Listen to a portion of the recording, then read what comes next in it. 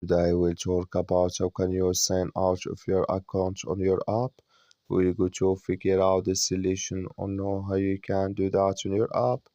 So you just follow these ways and it's going to work with you. All you have to do in verse, you just go down here.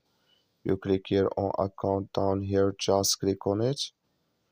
So when you click on account, it's going to take you to your profile. It's going to show for you like this here. Then you go above this sign, click on it. So then you come to next step here. It's going to show for you like this here.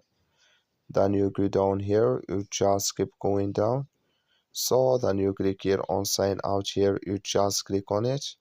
Then automatically here it's going to sign out or take you out of your account on your app. So that's all you have to do. I wish you know you are great. That's all. Thank you for watching. Don't forget to support us by liking and subscribe.